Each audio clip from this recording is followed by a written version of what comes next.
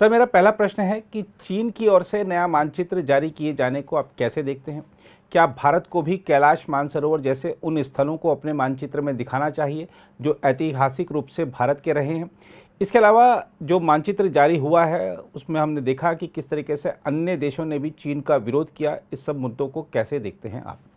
नहीं, देखिए, चाइना का बड़ी विडंबना है कि चाइना ने 28 तारीख को चाइना का जो ये मैप डिवीज़न है इनका, नेचुरल रिसोर्सेज जी।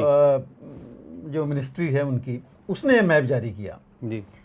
और आयरनी देखिए, जो मैं कह रहा हूँ विडंबना है, 28 को इन्होंने जारी किया जी। 24 तारीख को ब्रिक्स समिट में मीटिंग करके आए जी। हमारे प्रधानमंत्री, जो कि शेड्यूल्ड नहीं थी जी। और कहा गया कि वहीं पर उन्होंने, चाइना ने खुद रिक्वेस्ट किया इसके लिए और ये मीटिंग हुई और जहां ये कहा गया कि डी एस्केलेशन जी। करना जरूरी है और जल्दी ये प्रक्रिया की जाए। और आते ही देखिए 24वां मीटिंग और 28 को आकर के ये, मैं कहूँगा एक तरह से ये धृष्टता की है जी। चीन ने कि ये चीज़ उन्होंने मैप जारी कर दिया। जी। हालांकि ये नहीं कहूँगा कोई मैप नया है, जी। इन्होंने इससे पहले भी किया हुआ है, 2011 में किया था, जी। 2021 में 2 साल पहले फिर वही आपने देखा था, कुछ गाँव को इन्होंने रीनेम किया था, नया नाम अप्रैल में अरुणाचल के गाँव के अप्रैल में कर दिया था इस बार। तो ऐसे करते रहते हैं, दृश्यता कहूँगा या इनकी नासमझी कहें, जो भी है, तो ये लोग उस हिसाब से करते रहे और यही नहीं किया है। जी। साउथ चाइना सी में जहाँ पर इनके करीब 9-10 देशों से बाउंड्री डिस्प्यूट है जी, वहाँ का भी इन्होंने नक्शा जारी किया है जी। और जिसमें कई स्टेट्स हैं, जैसे आप फिलीपींस है, ऑस्ट्रेलिया है, जापान भी है, ताइवान तो खैर है ही है, ताइवान को तो इन्होंने पूरा हरा दिखा दिया जी, कंप्लीट उसको अपना स्टेट दिखाया इन्होंने जी।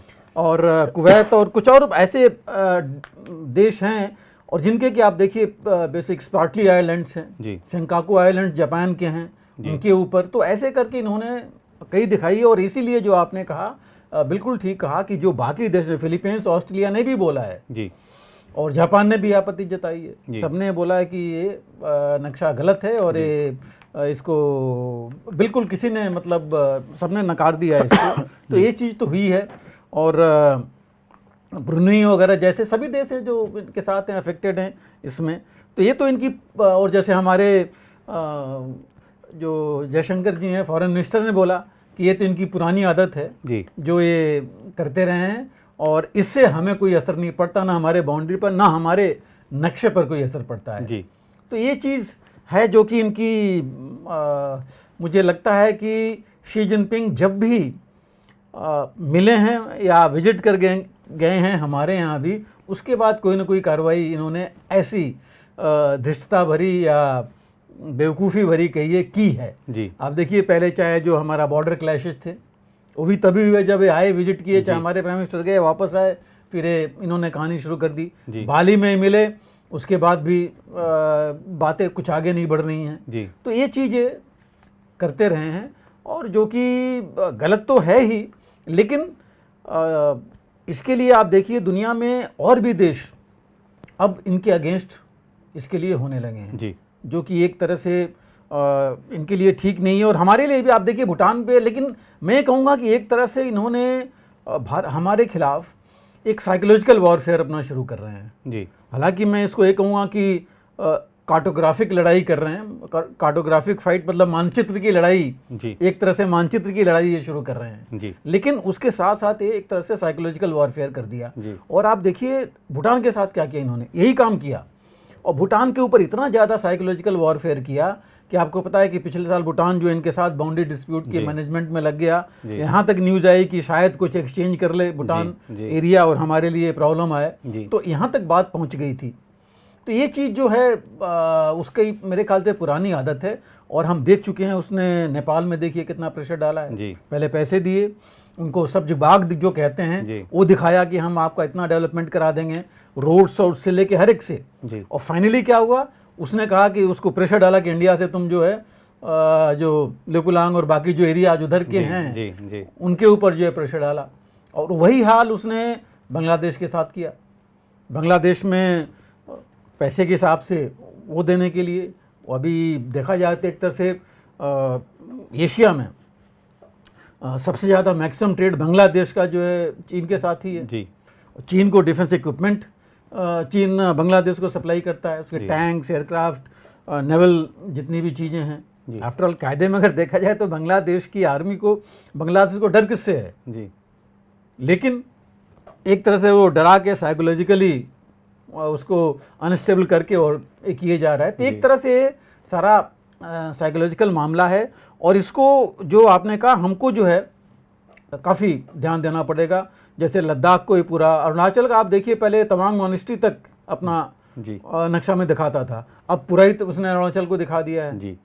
तो ये सब चीज़ें हैं जो कि हमें एक्सेप्ट बिल्कुल नहीं करना और किया भी नहीं हमने है, तो वो तो है। लेकिन जो मेन चीज़ है कि जो इससे बाउंड्री रिजोल्यूशन जो बात चल रही थी उससे बहुत फर्क पड़ेगा जी। अब हम रिजोल्यूशन किस चीज़ का करेंगे अगर वो पूरा ऐसे ही इस तरह दिखाएगा तो एक इस तरह की चीज़ है जो कि मेरे ख्याल से इसके ऊपर बहुत फ़र्क है और भारत ने बोला भी है कि जो बाउंड्री रिजोल्यूशन है उसके ऊपर बहुत फ़र्क पड़ेगा, जो इन्होंने नहीं करना चाहिए। और एक चीज़ और आप देखिए, मैं जो बात कर रहा था सी में एक 9 डैश लाइन इसने अपने आप बना रखी है, लाइन की 9 डैश कर रखे हैं जो कहता है कि यहाँ तक हमारी बाउंड्री है, और जिसमें कि ये मेन जो जितने हैं ऑस्ट्रेलिया, फिलीपींस, ब्रुनेई, जापान, ये सब का उसमें इफेक्ट है। जैसे मैंने नाम लिया था आपको, स्प्रॉटली आइलैंड्स फिलीपींस के साथ है, और आप देखिए करता क्या है, सॉरी ऑस्ट्रेलिया के साथ, और ये करता क्या है वहाँ पर, ये जब उनके उसके कब्जे में है ये फिलीपींस के, और इसके जो कोस्ट गार्ड है चीन के, वो इनकी शिप्स को वहाँ नहीं जाने देते या रोकते हैं जाने से, जबकि इंटरनेशनल कोर्ट ऑफ आर्बिट्रेशन जो हेग में है उसने क्लियर कट ये दे दिया था अपना व्यू कि भाई ये फिलीपींस का हिस्सा है जी। तो इतना सब होने के बावजूद ये जो है ऐसी हरकत में लगा हुआ, तो आप समझ सकते हैं कि इसका इफेक्ट क्या है।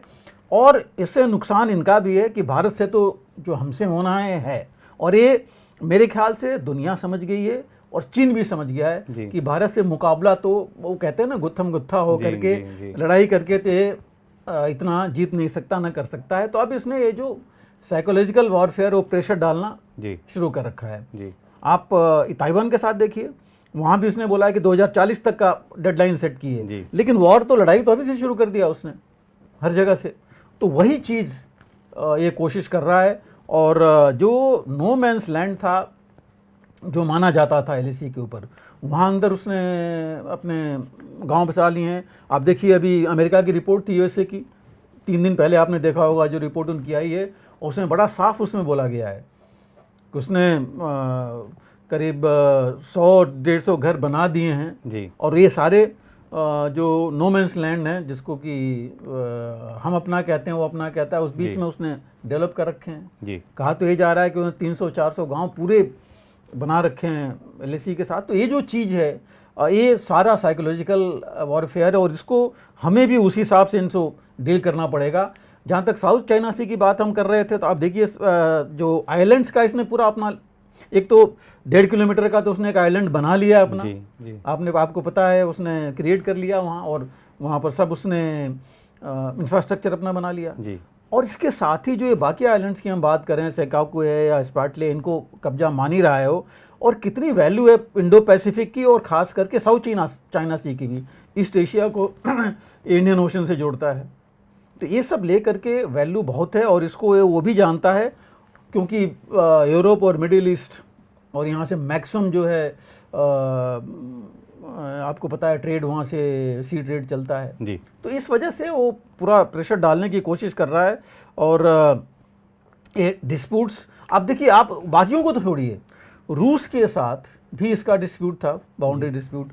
2005 में रूस के साथ इन्होंने डिस्प्यूट सेटल कर लिया, और दोनों पार्लियामेंट में क्लियर भी हो गया। लेकिन उसके बाद भी अभी जो है कुछ जगह हैं जो रिवर्स आती हैं, नदी आती है इनके बॉर्डर पर, वहाँ तकरीबन 100 स्क्वायर किलोमीटर का एक आइलैंड है, हेक्साजू का कुछ करके नाम है उस आइलैंड का, उस आइलैंड को भी अपने में दिखा रहा है। अब उस समय तो 2005 में रूस तो वर्ल्ड पावर था, आगे था काफ़ी। अब मेरे ख्याल से रूस की हिम्मत नहीं है, उसकी ताकत नहीं है, या शक्तिहीन है कि वो उस पर अभी कुछ जवाब नहीं दे रहा है जी। या विरोध नहीं कर पा रहा है जो उनके साथ है। तो इतनी ऐसी चीज़ें इसने कर रखा है। लेकिन मैं एक चीज़ कहूँगा कि हमारे तरफ से भी सिर्फ बोलने से कुछ नहीं होगा। जी जी, हमें भी एक्शन लेना चाहिए। जी। हम इंफ्रास्ट्रक्चर मजबूत कर रहे हैं, काफ़ी काम हो रहा है जी। लेकिन जहाँ ये गांव बसाने लगेंगे फिर तो वो ज़्यादा मुश्किल है हमारे लिए। जी। तो हमें भी ये कोशिश करनी चाहिए कि जितना हमारा पहली बात तो जो कब्जाए इलाके हैं उसमें तो हम करें जी। चाहे वो LAC है चाहे कुछ भी हो। अगर वो नहीं माना है तो हम क्यों माने। जी बिल्कुल। और जो देपसांग और डेमचोक का इलाका है जहाँ से अभी तक ये खाली नहीं कर रहा है, 2020 की स्थिति में नहीं जा रहा है, उस पर हमें प्रेशर डालनी चाहिए पूरा कि वो चीज़ हो, उसको हमें रोकना चाहिए और उस पर हमें, बल्कि मैं कहूँगा उस पर हमें आगे बढ़ना चाहिए। जी। और जो न्यूज़ में आ रही है कि स्किप करेंगे शी जिनपिंग जो G20 का, मैं तो ये कहता हूँ कि उनको बुलाना ही नहीं चाहिए अगर ये हालत है तो। जी। जो आदमी अगर हमारे साथ इस तरह व्यवहार कर रहा है तो G20 में आकर के तो, और वैसे भी देखा जाए तो G20 में शी जिनपिंग ने अकेला पड़ना ही है। बिल्कुल। आप जानते ही हैं कि वो उनके फॉरेन मिनिस्टर ही आ रहे हैं रशिया में, अपना पुतिन तो कहीं जा नहीं रहे हैं जी। और इनके साथ क्या होना है अगर बाकी जो देश आ रहे हैं तो इनको भी पता है। तो ऐसी जगहों पर बल्कि हमें ज़्यादा मुखर होना पड़ेगा। तो वैसे भी तानाशाह बता चुके हैं इनको। बिल्कुल, हाँ जी। बिल्कुल सही कह रहे हैं आप। तो ऐसी जो जगह है वहाँ पर हमको और ज़्यादा मुखर होना पड़ेगा और मैं कहूँगा खिलाफत करनी पड़ेगी। बिकॉज छोड़ देंगे हम तो ये चीज़ें हमारे लिए बहुत जो नुकसानदेह होगा। दूसरी एक रणनीति हमें अपनी बनानी पड़ेगी और बहुत ज़रूरी है ऐसी रणनीति जिसको कि ऐसी चीज़ों का जवाब हम हर तरफ से, हर जगह से दें। जी।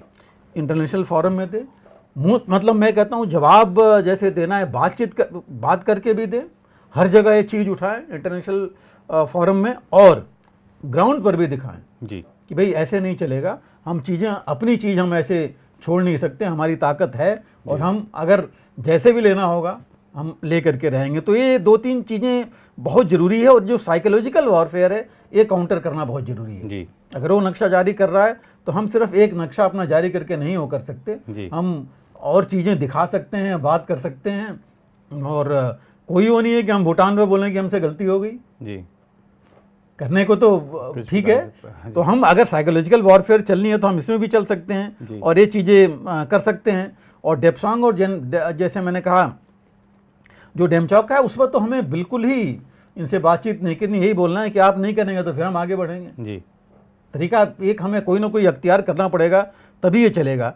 तो इस वजह से, और दूसरी चीज़ एक और बड़ी इंपॉर्टेंट है कि हम तो अपनी कार्रवाई करें, जो भूटान और बांग्लादेश और नेपाल हैं उनके साथ हम ऐसी चीज़, ऐसे अपने संबंध बनाएं और ऐसे, क्योंकि उनके साथ हमारे हम वर्षों के संबंध हैं, मैं कहूँगा ब्लड रिलेशन है एक तरह। तो उस वहाँ पर उसको इस्तेमाल करके हम चलें कि चीन जो है कुछ नहीं कर पाए जी वहाँ पर।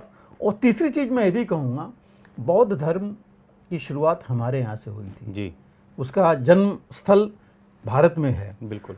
तो बुद्ध वहाँ बौद्ध धर्म के फॉलोअर बहुत हैं चीन में, हमें उनको भी टारगेट करना चाहिए। अब समय आ गया है जी कि हम अगर ये कहते हैं कि इंटरनल इंटरफेरेंस अगर वो कर रहा है जी तो हम भी कर सकते हैं। और ये मैं नहीं कहता हूँ कि फिजिकली, ये AI से हो सकती है जी, IT से हो सकती है, इन्फो वॉरफेयर अगर वो कर रहा है तो हम भी कर सकते हैं जी। तो ये जो हमारे कुछ लोग हैं जो बौद्ध धर्म वाले हैं, बहुत हैं, थोड़े बहुत नहीं हैं, सही बात, उनको क्यों नहीं हम मानसिक स्तर पर कहें कि नहीं आप तो हमसे जुड़े हुए हैं जी, हम उनको बरगाएंगे नहीं, हमें नहीं कहेंगे कि वो विरोध में खड़े हों चीन में, लेकिन हमें कहेंगे कि आपसे हमारा नाता है, आप हमारे हैं, हम आपके हैं। तो कुछ ऐसी आवाज़ तो कम से कम हम उठाएं वहाँ पर जी, और अपनी बात को हम मुखर करें और दिखाएं चीन को कि हम भी जो है, अगर तुम हमारे साथ ऐसा करोगे तो हम भी चुप बैठने वाले नहीं हैं जी। अगर आप भी लेना चाहते हैं देश दुनिया की तमाम जानकारी तो आज ही सब्सक्राइब करें हमारे चैनल को, साथ ही नीचे दिए बेल आइकन को जरूर दबाएं ताकि हर अपडेट आप तक पहुंच सके।